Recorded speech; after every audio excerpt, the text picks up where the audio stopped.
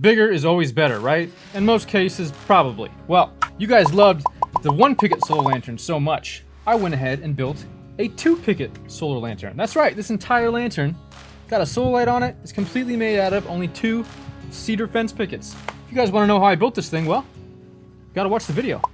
And there's free plans in the description below, so check those out. See you guys in the shop. This video is sponsored by FLEXIMOUNTS.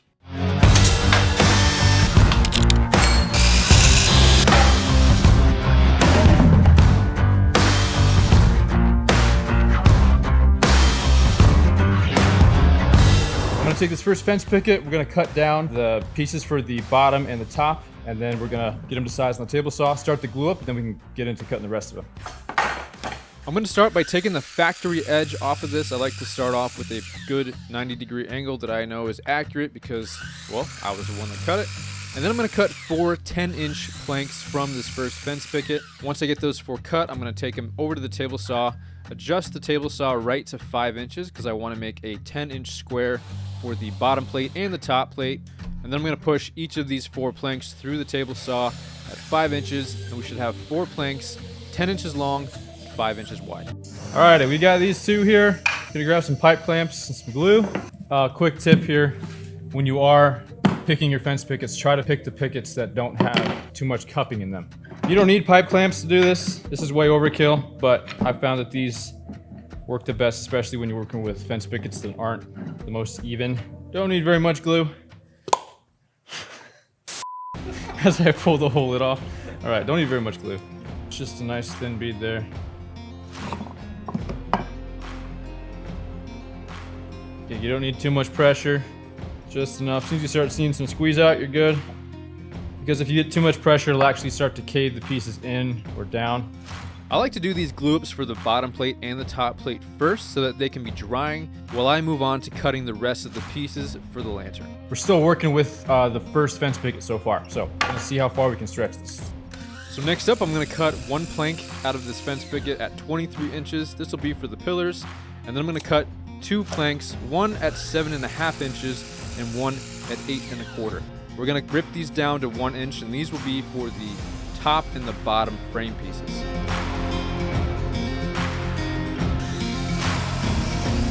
All right, super simple. All of the pillars, the cross lattices, and the frames are all going to be 5/8 of an inch, which is the width of a standard fence picket. It's by 1 inch wide. So I'm going to set my table saw to 1 inch, but before I start cutting, I'm going to check the squareness of my blade. This is really going to help later on. The harder you squint, the more square your blade will be. No, I'm kidding.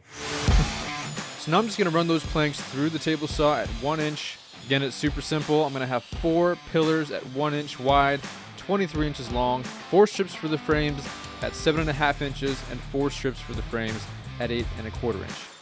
Again, if any of this gets confusing at all, the free plans in the description below are very in-depth, easy to follow, so check them out. They're completely free. I hope they help you out. And I bet you'll never guess what I used to put this lantern frame together. That's right, just some good old Titebond 3 wood glue and some 1.5 inch 18 gauge brad nails.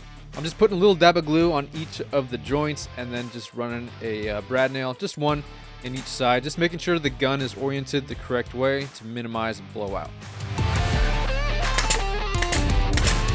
Alrighty, we got 2 identical frames here. So we're just gonna start by holding one of them up on its edge here and grab these are 8.25, double check. Yep, 8.25, 4 of them, top and bottom.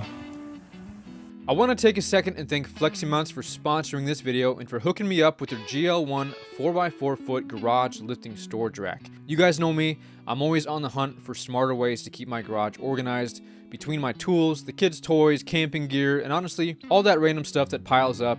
Space in the garage can run out really quickly. That's why I really like this lift. It has a 300-pound load capacity, so it can handle big, bulky items that usually just sit in the corner gathering dust. And the best part, you don't have to climb a ladder and wrestle heavy boxes overhead. With the GL1, you can raise and lower the platform with a regular power drill. Just pop the drill in, hit the trigger, and up or down it goes. It's simple, safe, and saves a ton of time. For me, the safety factor is huge. I can't tell you how many times I've gone up the ladder with my arms full and thought, one wrong step and this is not going to end well. With this system, you stay on the ground the whole time, no climbing, no balancing acts. It takes the stress completely out of storing heavier gear. So this thing has a 300-pound weight capacity. I'm gonna go ahead and load it up with 120 pounds worth of dumbbells, and then I'm gonna hang from it to demonstrate and to try it out. Hopefully HR doesn't see this.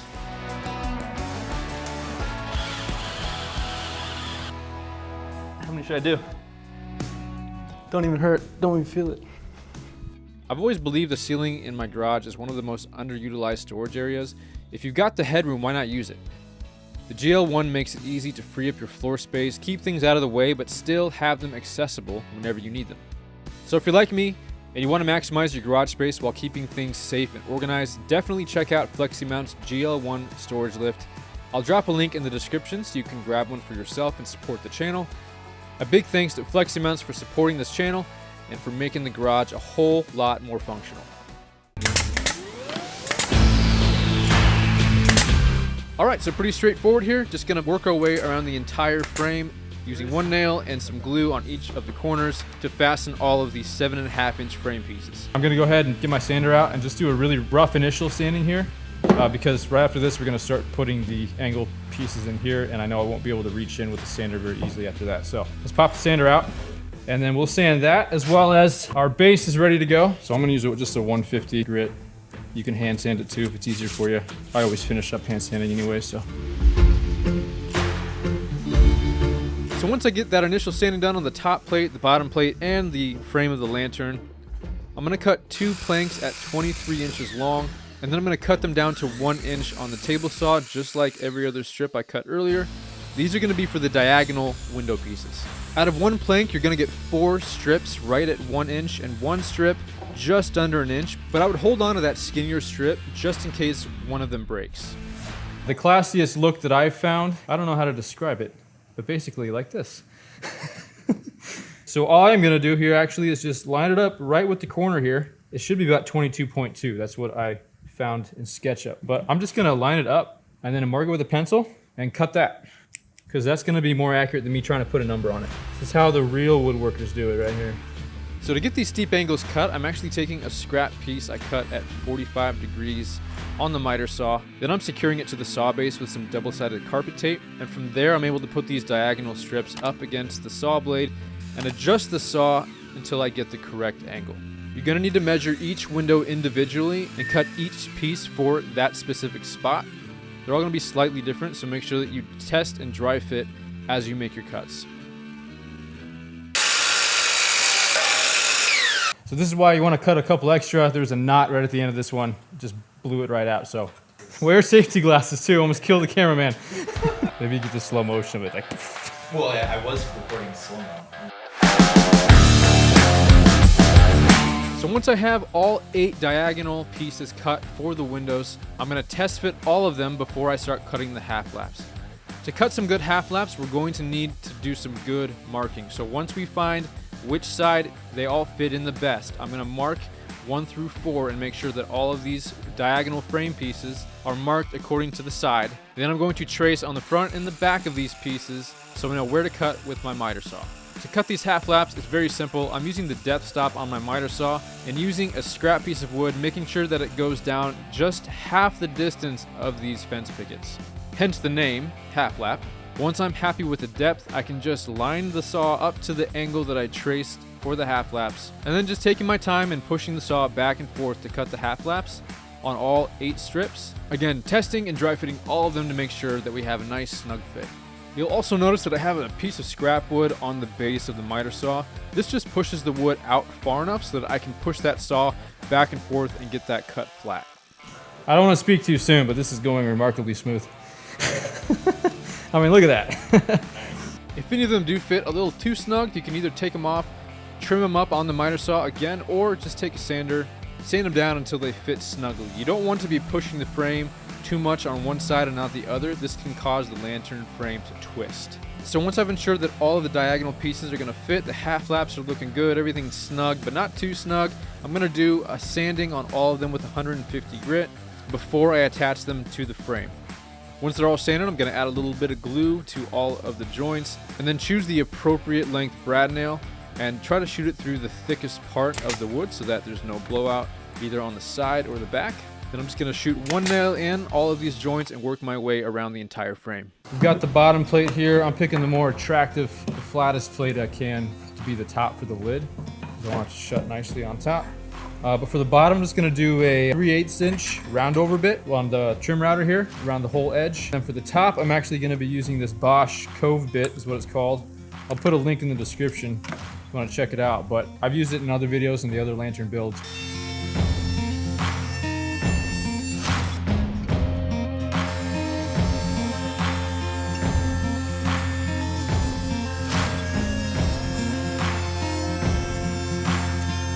Now, I went back and forth on how to finish the top for this lantern, but basically here's what I came up with. Using a small piece from the second fence picket, I cut it right at 5.5 inches, so I'd have a 5.5 inch by 5.5 inch square top, and then I'll be cutting the appropriate size hole for the solar light in that top plate and the very top cap piece as well. Once I've got everything done with the trim router, I'm going to attach the base plate to the bottom of the lantern with a small bead of glue, the appropriate length brad nails,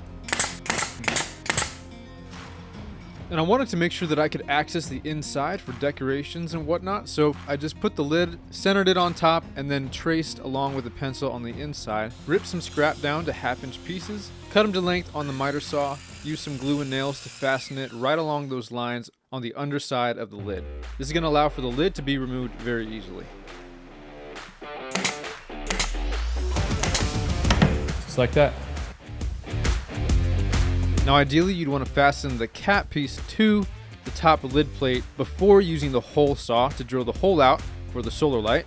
But since I hadn't made the decision to use that cap piece yet, you're going to see me do this twice. And since my hole saw wasn't the exact size I needed for the solar light cutout, I just pulled out my spindle sander real quick and made the hole slightly larger until I had a nice firm fit.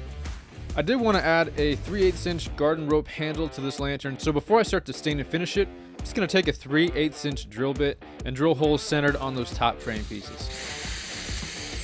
We got this Bear waterproofing stain and sealer. Color I went with is going to be called Boot Hill Gray. That'll be in the free plans as well, all the materials I'm using. Before I started staining it, I did use wood filler and fill in all of the nail holes and any other, cracks or imperfections in it. And then when that was dry, I did go over it by hand with 220 grit sandpaper. Then letting the stain dry enough, I measured the inside, cut my plexiglass down to size using a table saw and the miter saw. The plexiglass is optional, obviously. I measured them each one at a time and then did a dry fit to make sure they were all fitting as close together as possible so there weren't any large gaps. Once I knew they were all fitting correctly, I took the protective film off of it, used this clear silicone sealant, and putting a small bead at the top and the bottom and right there in the middle, pressing down firmly and cleaning up any squeeze out. Quick tip here, when you are cutting your plexiglass, make sure that it sits low enough inside of the lantern so that those pieces that are underneath the lid that hold the lid in place don't end up running into it. I had to make a quick adjustment to the lid to make room for that rope handle, but with just a small saw and a chisel, we fixed this in no time. Lid was fitting good, looking crispy. We added the solar light and had ourselves a completed 2-picket solar lantern. Another big thanks to FLEXIMOUNTS for sponsoring this video. Be sure to check out that link in the description below. Grab the free plans for this build, and I'll see you in the next video.